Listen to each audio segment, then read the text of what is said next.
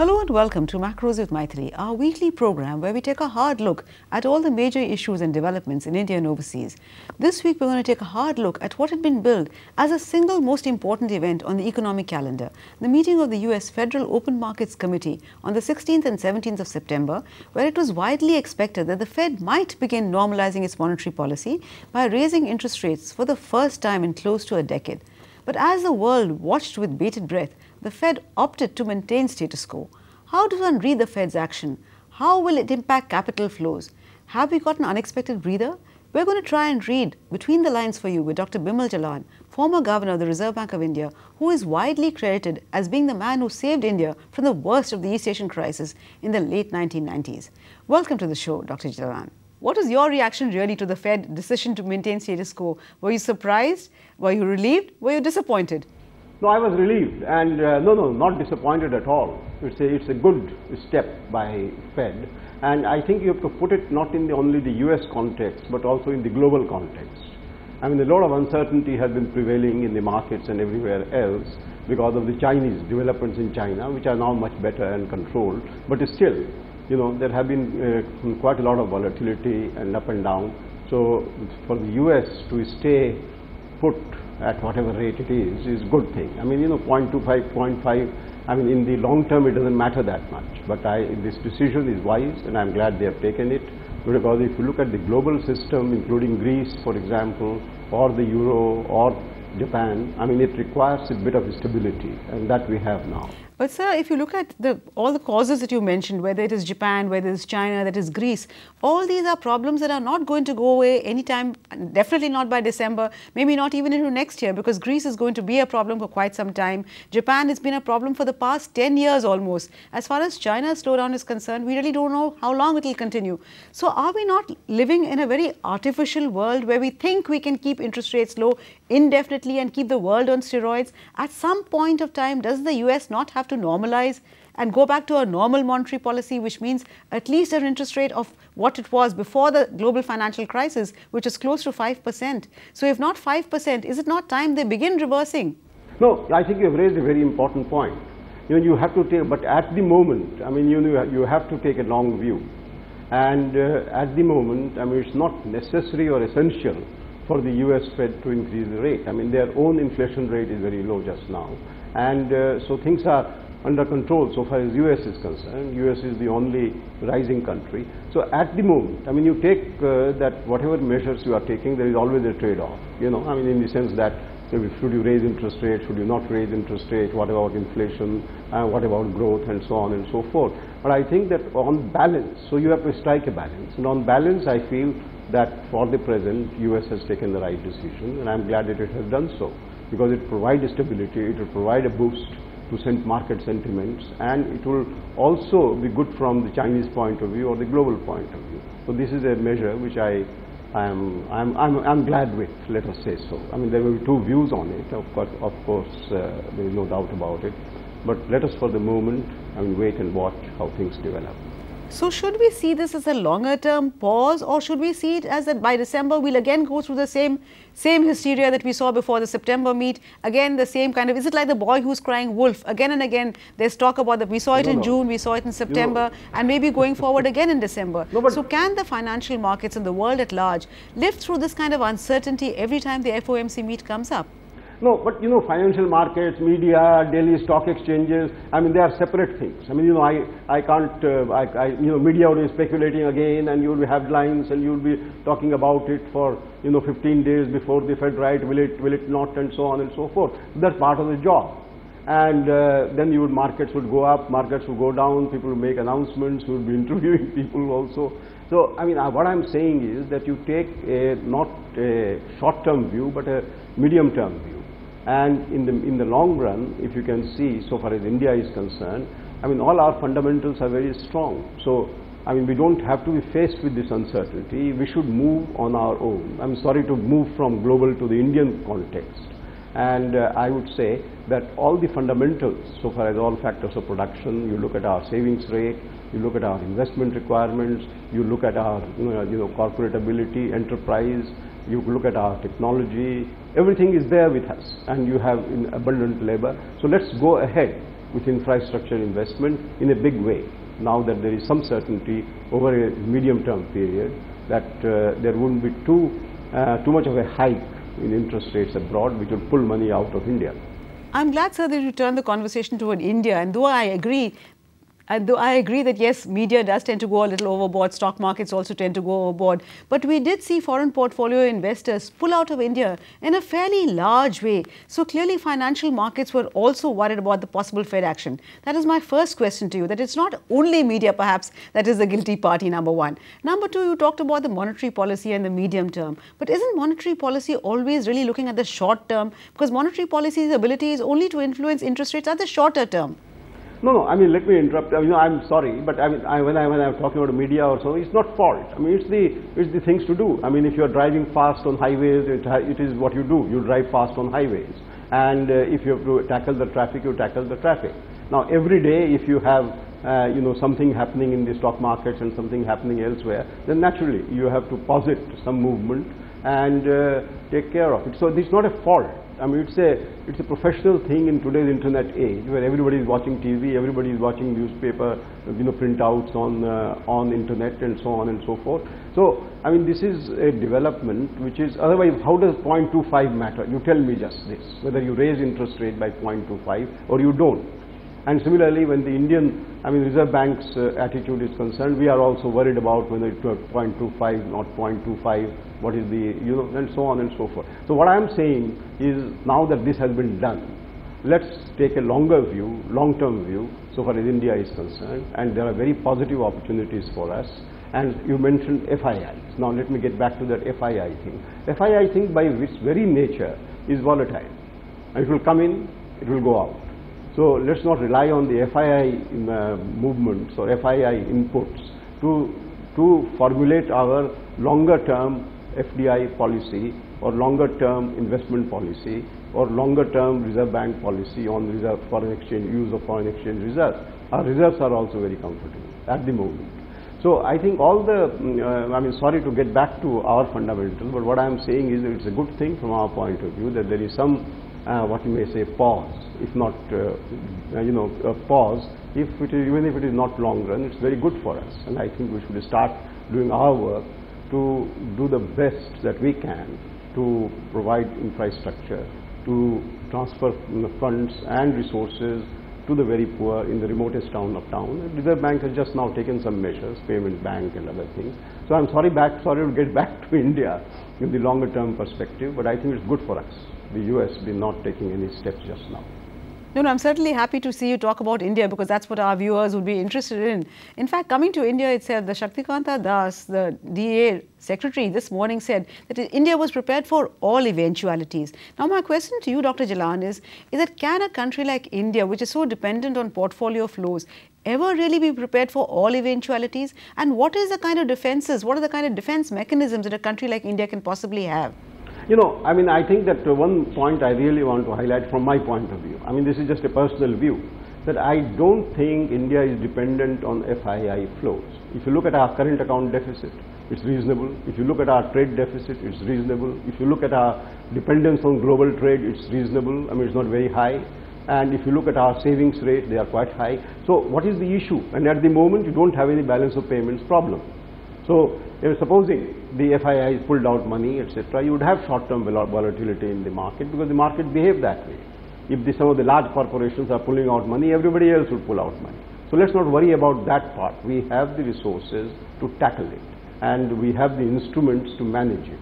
So, if I may say so, you mentioned Asian crisis and all that. Nobody gave us a chance, but we did it, thanks to the cooperation between government, Reserve Bank, and the markets. We were able to tackle this crisis. So at the moment, we are in a stable path.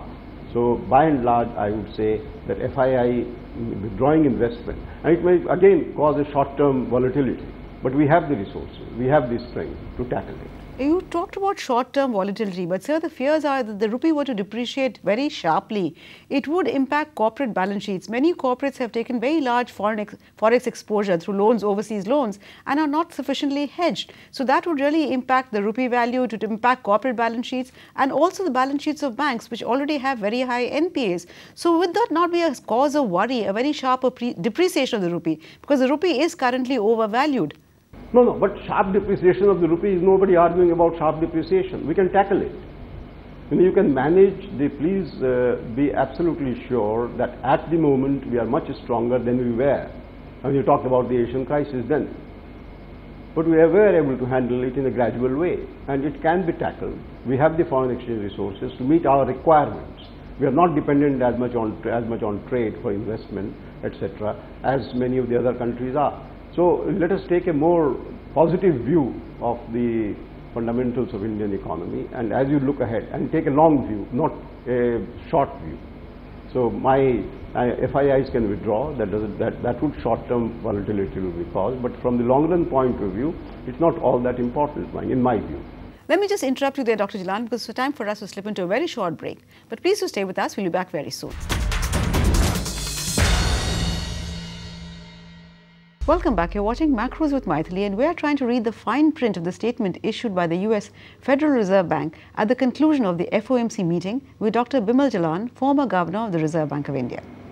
Dr. Jalan, you were telling me about how the East Asian crisis and how we did manage to overcome that. But the fact is that during the crisis days, you were able to, increase interest rates very sharply by 200 basis points, if I remember right. And even the CRR you were able to hike. Now, is that kind of option really available to us now? No, but these options are under the circumstances. We needed it at that time, and with full agreement of the government and everybody's support. This was done because India's economy was at stake, and it could be done. At the moment, you don't require these kind of extreme steps because we have a strong balance of payments. We have low trade deficit. We can finance whatever we want, and the FIIs can withdraw money as they like, and it doesn't matter that much. And as I said, those are short-term funds, and they would cause volatility in the market. But even now, you can see the markets are rising in India in the last 3 days. So these are. Let's not concentrate on the market so far as macro policies are concerned. Let us concentrate on the big items. Like investment part, then poverty alleviation, and I think we can do all this, and that is my view.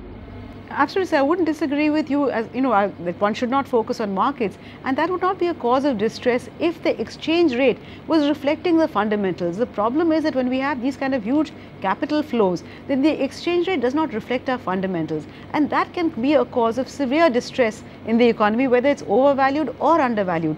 Do you not agree that we need to get an exchange rate which is more linked, more aligned to our fundamentals? You see, in the long run, yes. There is a whole concept of effective real exchange rate. Depending on purchasing power parities and all that the RBI will always keep in view.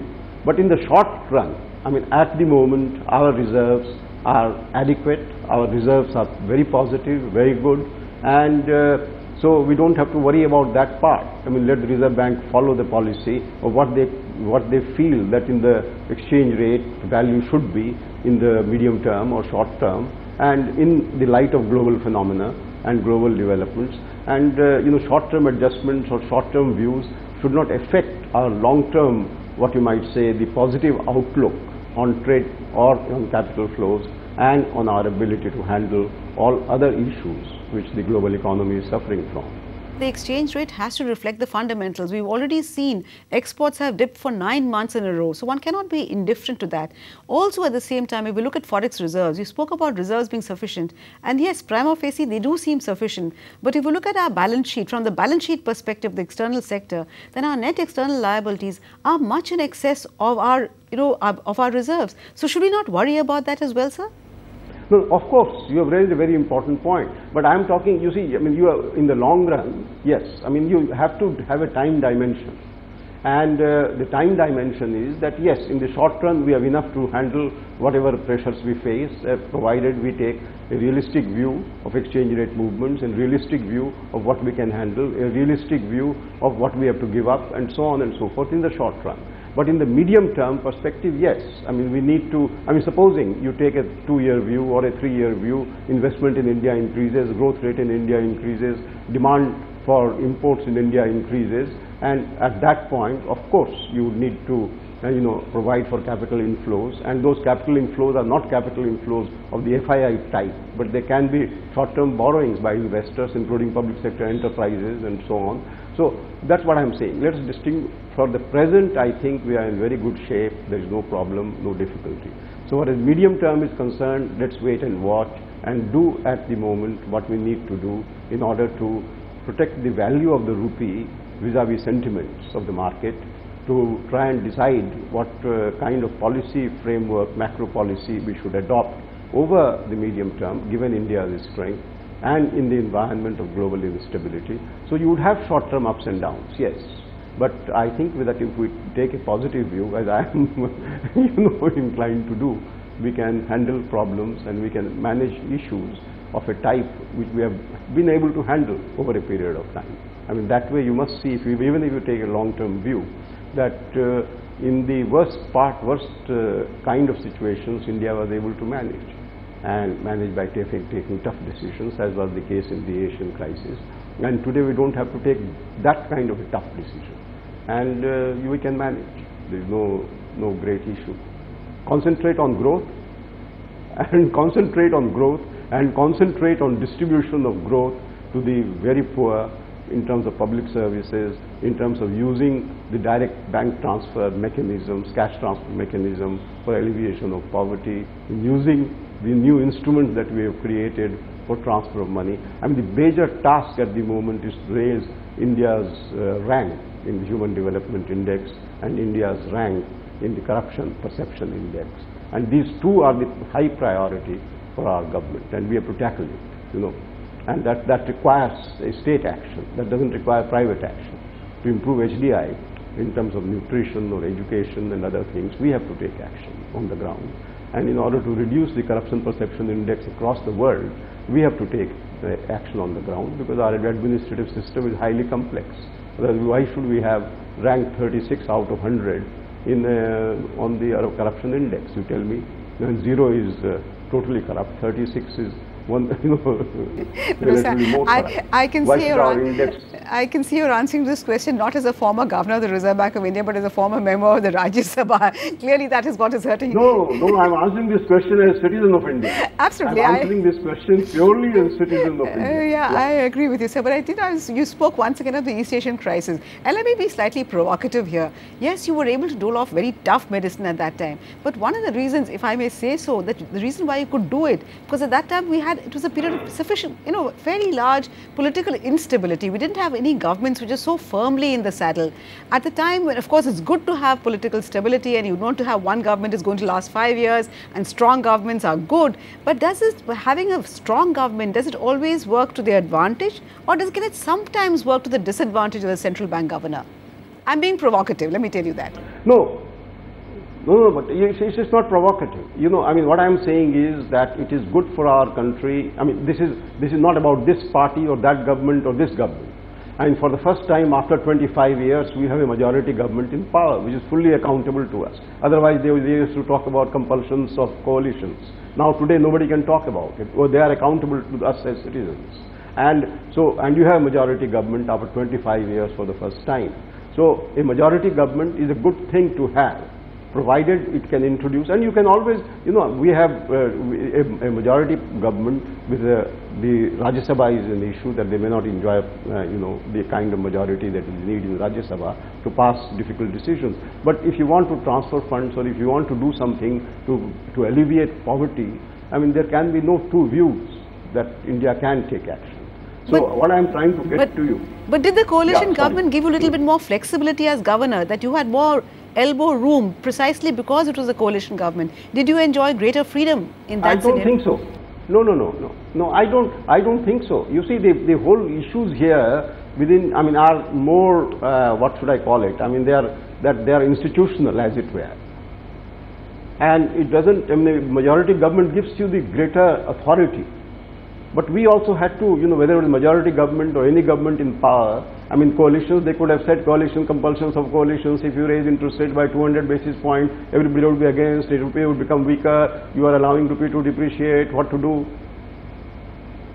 So but the government came on board, and Reserve Bank also came on board, I mean if something needed to be done, which was politically expedient or politically inexpedient, then it would postpone it for 2 months or 3 months. But there has to be a consolidated view. Okay. If I can now go back to the US Federal Reserve, there are two views about why it held status quo. One is that it was worried about inflation. The other is that it is worried about the rest of the world. Now, as far as the US Fed is concerned, it's largely looked at its own backyard. Now, which of these two philosophies do you subscribe to? Was it because they're concerned about inflation being low, or is it because they really were concerned about the rest of the world? I think both of them. It has to be. I mean, in the sense that the choice of raising an interest rate by 25 basis points in a situation like the US, there is always trade-offs, there are always considerations, and I'm sure that they have taken both of them, that the economy is picking up, but not as yet right there in terms of employment and all that, and also that at the moment there is global uncertainty and so on, so why disturb it more? So you have to take into account various factors, not one factor which determines the outcome, unless there is a crisis. So if you are stable, if you are in a good shape, then there are various factors you take into account and take a balanced view, as it were. So does that suggest, sir, that the entire idea of inflation targeting, looking only at one objective, is really not the correct way to go about it? Like the Fed clearly is keeping a number of things on its economic radar. It's looking, all the other macroeconomic fundamentals were very good, but they were concerned about inflation, they were concerned about the rest of the world. And that is the way to go, the multiple indicator approach that you had adopted. That perhaps is best in today's scenario. Would you agree? Or am I being provocative again? Look, let me not... No. Let me not take any credit for it. It's very kind of you. It's very nice of you to say so. And I absolutely agree with you that multiple indicator approach is the approach to adopt in actual policy formulation. And the complete harmony between the government and the Reserve Bank and any other authority, any other regulatory authority, is of essence in order to face any difficult circumstances. At the moment, we don't have those kind of difficult circumstances, but to prevent anything from occurring in the kind of uncertainties that we face, that we have to have a unity in proceeding, and it can be done, but there are always choices to be made, and there is no one uniform line to be taken. So you have to compromise and manage. And the point I want to emphasize once again and again and again, that given our strength today, we can do it. I hope you're right, sir. But my last question to you, as you look around at what's happening in the world today, are you glad you're not in the RBI Governor's shoes today, or are you missing the excitement? No, I can't. Sorry, forgive me. I won't comment on the RBI. You can understand. No, I'm just saying. Are you glad? Are you glad about not being in the hot seat today? That's all. My simple question was just that. No. I mean, no. That's it. As citizens, as practitioners in the government, I mean, you have to do what needs to be done. So it's not. I'm glad that I don't have to do it. Yeah, that was what my point is. That's a different matter altogether. It's a tough life being a governor. That was my only question, sir. Naturally, even in the best of circumstances, and if you face a problem which is global, which is domestic, which is trade-offs between growth and between inflation, etc., then of course, I mean, it's a difficult job, but it has to be done in the country's interest. Yes, Dr. Jalan, you're entirely right. It's never very easy being the Reserve Bank of India governor, especially in a country like India, where you always have so many objectives, some of which are sometimes in conflict with each other, and the RBI's views may not necessarily coincide with that of the government. But it's great talking to you, particularly since you've been in the hot seat and you know exactly how it is. Thank you so much for joining us and sharing your views on the Fed rate hike, the general macroeconomic perspective, both in India and overseas. Thank you also for watching, but we'll be back next week with yet another edition of Macros with Mythili. Till then, it's thank you and goodbye from all of us at ET Now.